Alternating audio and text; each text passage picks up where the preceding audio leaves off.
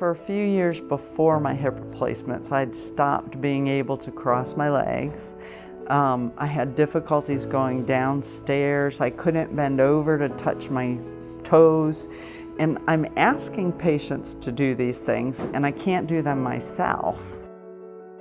I remember the first time Tami came into the office. I looked at her x-rays before we talked, and her hip arthritis on both sides was quite impressive. And I think there was a little bit of denial going on. She didn't have a ton of pain in her hips, but she had significant stiffness, which was really limiting her activities.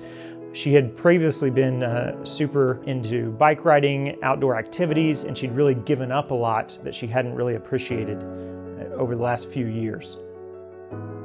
So when Dr. Lackey saw my x-ray and we met up, and he said to me, "So have you seen this?" And I said, "Yes." And he goes, "Well, you know what you need to do, right? You can do all the physical therapy you want, and you're not going to get anywhere unless you do something to those hips."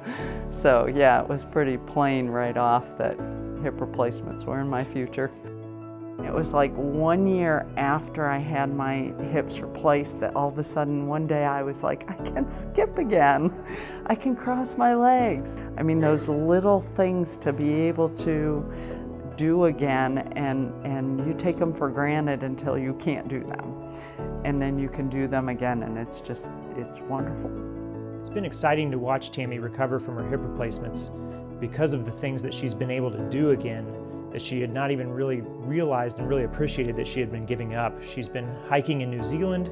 She's back riding tons of miles on her bike, doing the ride across Indiana and other competitions. She's been scuba diving, and so that's been really exciting to see her have a new lease on life.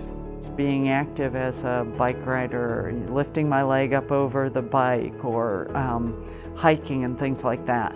Having that anterior approach, I knew that I wasn't limited in any ranges of motion, that I could get back into activity much quicker, and I did. I was able to get back on the bike and ride the Hilly 100 in 4 months. And with that traditional approach, I probably wouldn't have been able to get on the bike and back to the Hilly as quickly.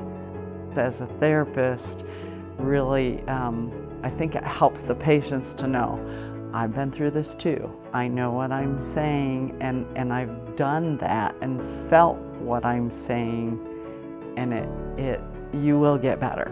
And you will look back and go, oh my gosh, this has been great. I have to say that my replacements were at 55, and it was depressing not to be mobile. So to have waited longer and just have more and more loss of ability would have been hard. So it's great now to know, I'm still working, and I can retire and still be active and still live life the way I want to, and I should be able to do that until I'm going to be a centurion, till I'm 100. My mom's 88 and she travels the world, so I have to keep up with her.